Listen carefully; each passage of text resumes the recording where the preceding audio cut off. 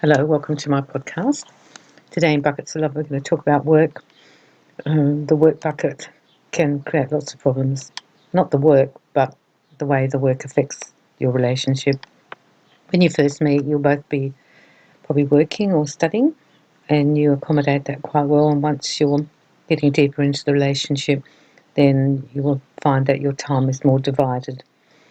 You'll try to use every moment, or a lot of moments, getting to know each other, and then it'll kind of ease into how it's going to be.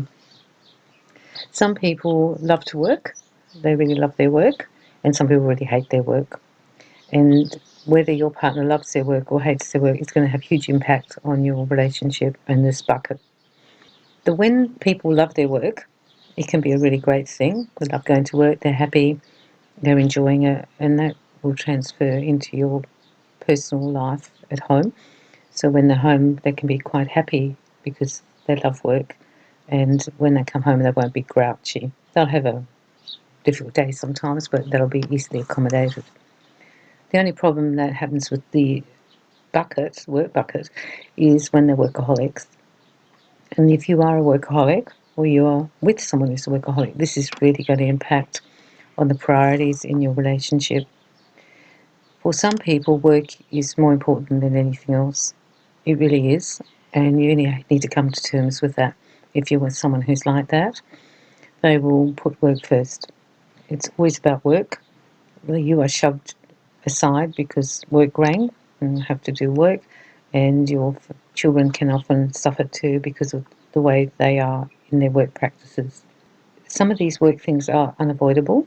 If you are with someone who's on call, or someone who has to go straight away, or someone who works in a job where it can extend, for example, if they're a doctor and the operation can go a lot longer, or if they work in the service industry and there are problems so the job just keeps going on and on, you'll find it makes a very big impact on your relationship, and you might need to really accommodate that to quite a degree if you want to be with this person. If people are workaholics, they'll often also work at home at night, and that will take up personal time and also family time, and you might find that becomes problematic as well. It's to get the balance, and actually I think if you're both workaholics, it actually can work. It's not really the best thing, I don't think, because other things suffer, like the children and family, and sometimes your relationship. But if that's how you want to do it, you can do that. It's when one of you is a workaholic and the other one isn't, that's when you have trouble. And you need to make sure that your bucket gets filled with work, and that you can work and your partner feels good about it, but doesn't get filled to the degree that now it's causing other problems. The other issue is when people hate work and they hate their work.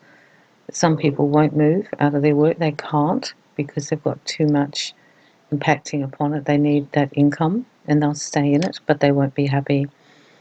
If your partner is unhappy at work, you'll find they'll probably be unhappy at home, and that's going to wreck your family life and your personal life as well. So Mr. Grouch or Mrs. Grouch at work will come home and be grouchy. You will know that they're stressed too because they hate doing it and they can't sort of shake it off during the week. On the weekends, sometimes they're a bit better. By the time you get to Sunday afternoon, it's starting to creep up and they're starting to get miserable and difficult again. Of course, it's better we do jobs that we love, but sometimes we don't get those choices. However, if you're with somebody and they hate their work, I would encourage you to encourage them to move. Find something else that they can cross over to. Try and support them if they need to go and study to do something else. Because when you don't like doing something, your body reacts to that, and it's actually quite an unhealthy thing to do. It could be that the work environment isn't good for them, so they can use the same career and change, or it could be that the actual thing that they're doing they don't like doing, or they've outgrown it. And remember that we can outgrow what we're doing. Perhaps we did want to be a lawyer, but now we're sick of being a lawyer and we want to be a doctor. So you can actually support them to go off and study and become a doctor. It's important also if one of you is not working for a variety of reasons. It could be child rearing, or you're ill, or you actually are studying, or you are in a situation that you can't work, you've got to take care of other people, or perhaps there's just no employment in the town you live in, then it's going to be quite different, because in the partnership one of you is working and one isn't. You can kind of get a bit of discord there. Sometimes the person who's working can become resentful, and maybe you need to talk about that. And sometimes the person who's not working can feel guilty because they're not bringing in any income. Remember, you are a joint couple now, you're together, so you can share what you have. And that means if you only have one person who's bringing in an income, make sure that it is shared, that the person who's not working or studying, that they also get a fair share of that income. It shouldn't be one person holds all the money, because that's going to make problems in your relationship. Work is important for us to do. We need to do it for a variety of reasons, but it is actually not more important than our love relationship. Because if it becomes more important in our love relationship, then we're going to have trouble in the love relationship. If you are a workaholic, you probably put tasks first, not people, and you might want to look at that and start putting people first a bit more. Honestly, at the end of the day, people don't lie on their deathbed and say, I wished I'd worked more. They say, I wished I'd done this, I wished I'd spent more time with my family. That's what they actually think. So if you think going to work is going to be something that will give you happiness and pleasure, it will, but most joy comes from being in loving relationships and being nourished and nurtured. Talk to your partner about work expectations and the type of work you do.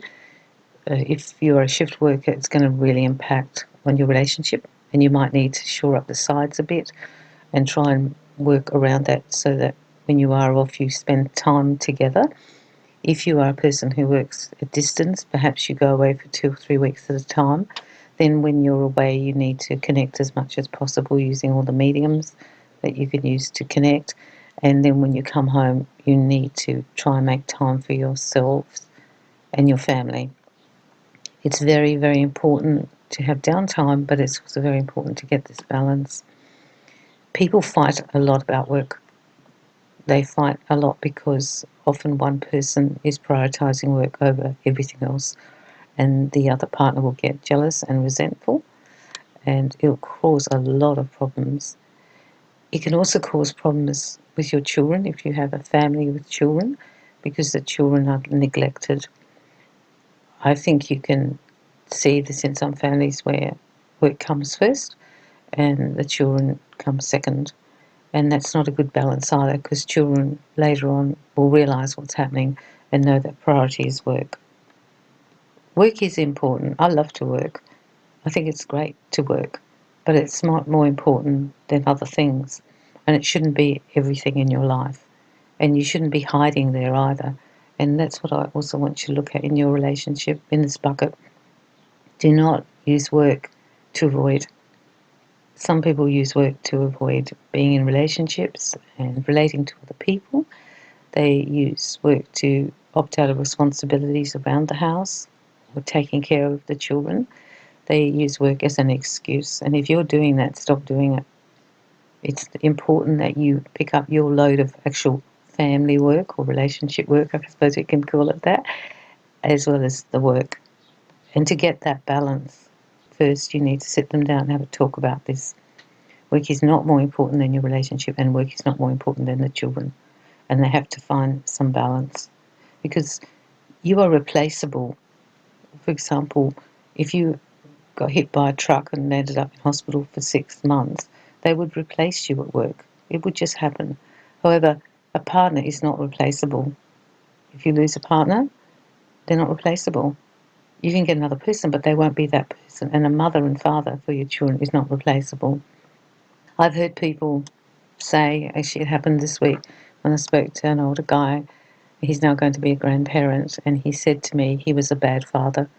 He was work-oriented and everything was work, and he didn't spend enough time with his children as they were growing up, and he really regrets it. And he's seeing this new child as an opportunity to rectify it. I think he can probably rectify it with his kids now as well and see them more. But he has regret So don't be a person who is a slave to work and uses it as a time out and an escape from your responsibilities. See what work is and put it in its place. And if you're finding this bucket's not working and it's not balanced, you really need to fix it, because it will impact on your relationship, your love relationship, and it will mess it up. And also the other thing is that you will be more tired.